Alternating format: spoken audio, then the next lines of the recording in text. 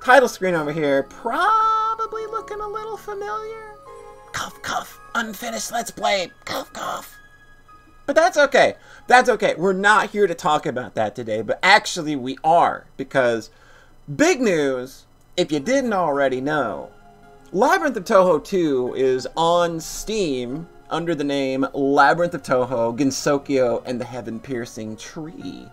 And when the game originally launched, it only launched in Japanese. It had no English support, but an amazing thing happened over at the Steam forums, which actually didn't involve stupidity, which is wild because that is what you find mostly on the Steam forums, is utter stupidity. But actually what happened is that the developers of this new version of the game, Cube Type, were able to get together with the original fan translators of the original release for this game, and they were able to put together an English translation, opening this game up to a much wider audience. And I feel that even more so now, it's easy to kind of come on here and be like, alright, now I can go tell people to go buy the video game that I love a whole lot, because they can just go be brain dead and be on Steam and press a button and get it. Did I just call my audience brain dead? That's probably not how you sell a product. Don't ever depend on me tomorrow. There's probably a reason I didn't get that Moon Pie deal. Yeah, thinking about it, might have been a reason they didn't sponsor me. But this is not a video about moon pies, fortunately or unfortunately. It is about Labyrinth of Touhou 2, or just Labyrinth of Touhou now. One of my favorite dungeon crawlers ever, and I love this game a lot because I think that it exemplifies a lot of the best things about the genre, while also being incredibly beginner friendly, without sacrificing any of the teeth, any of the bite that the genre actually has. So I'm gonna go ahead and explain to you what is Labyrinth of Touhou 2. Well, let's go ahead and load up a file and have ourselves a look. I've played a little bit here, but let's go ahead. So I load this video game up, and what is it? It is a dungeon crawler RPG. What that means is you're going to go through a dungeon, you're going to traverse elaborate mazes that look like this, you're going to get into fights that look like this, you're going to use attacks that look real good, and it's all based on this wonderful world of Touhou. And I can already hear you saying, but Polly, I don't know tits and butts about Touhou. And I'm just like, okay, that's fine. Guess what? I don't think that an elaborate knowledge of Touhou is required at all to enjoy this game, because the story is pretty straightforward, and you're probably only going to miss out on some inside jokes, because that is a very common thing, is that there's I would say it's more of kind of a fan element to this series, where a lot of comedy gets added, so you're going to run into a lot of inside jokes that you might not get. But the core design of the game, the way everything is put together, the way everything functions, the way you play through the game, the way you build your characters, none of that is really dependent on needing any prior knowledge of Touhou or what it is. And I think that, despite the fact that, yeah, like that, it is technically a licensed game, a lot of knowledge of the license isn't really required. So why don't we show off a bit of how this game works? So we're in dungeons. These are big elaborate mazes. We have a lot of gimmicks to play around with while we're in dungeons, like switches. There is a particularly nasty set of gimmicks later on in a certain trilogy of floors that drives me absolutely nuts. But a large part of it is just going to be opening portions of the dungeon by walking over circles and just progressing to the next area while fighting tough enemies and bosses and conserving your resources. Your resources in this at this point being your TP, which basically is just like a tiredness gauge, where you can see that at the bottom of every character portrait. Like, and when that character gets tired, they leave the dungeon, and you just have to go back to Gensokyo to get them back. What about combat? Combat, I can explain it. I'm not going to go over the elaborate details of everything combat-wise, because the game is pretty good at explaining its systems and how things work. But I'll give you the general idea of how things work. So let's go ahead and get in a battle, and you can see things are happening, and numbers are going up. What is all this nonsense? You can see all these numbers on characters and stuff. What is that? This is basically an ATB system. Every time a character or an enemy's counter reaches 10,000, that character or enemy gets their turn to attack. And when you attack, your attacks have a specific amount of delay. So if I use Rabies Bite right now, Momiji's counter has now gone down to 6,000, meaning that put a 4,000 point delay on her, so when she hits 10,000 again, she'll get her next turn. And it's really like that simple. Like that's the basic idea of the ATB system, is just managing your delays. Like, stronger attacks have stronger delays. For instance, that was a 6,000 delay attack that I used, so it's going to be a while before Kasen gets her next attack. Same with Marissa. I can use something fairly lightweight. She only lost 4,000 on that, so that's really the simple, like, cut and dry of how things go. A big part of this game is switching characters out in the middle of combat.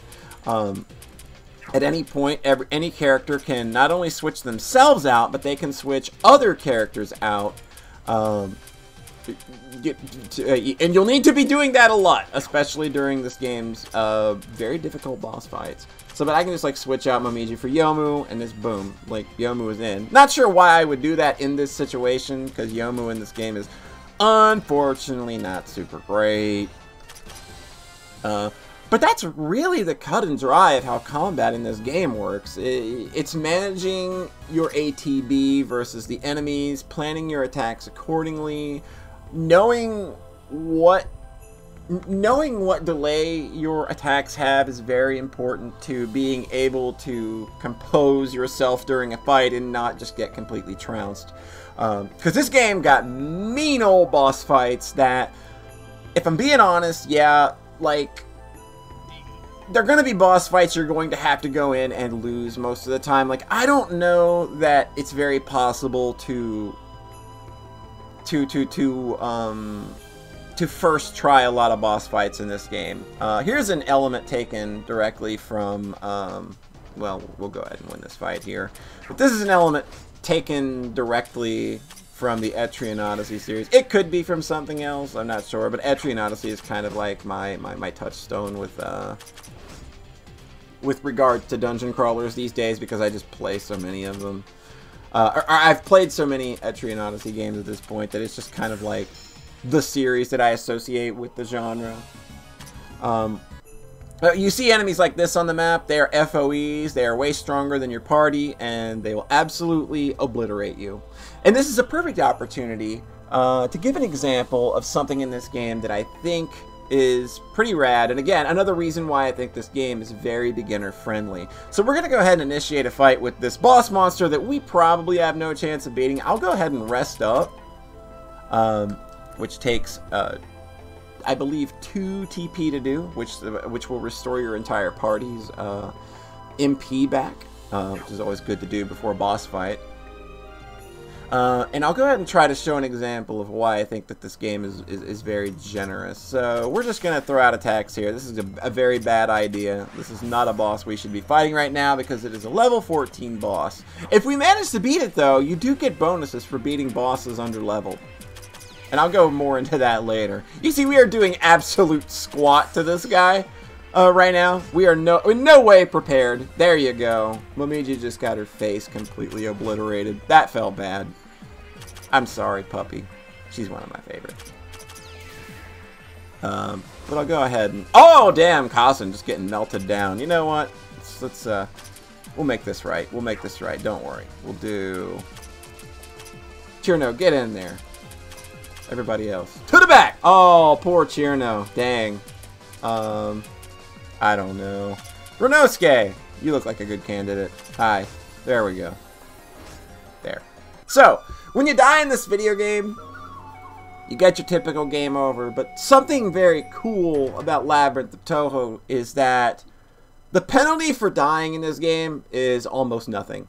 I think it's literally nothing. You lose no progress, you lose no experience, everything is, you lose no items, everything that you gained on the dungeon trip while you were there. Anytime you lose a fight, entirely, anytime you do a full party wipe where the front line is taken out, you lose nothing for it.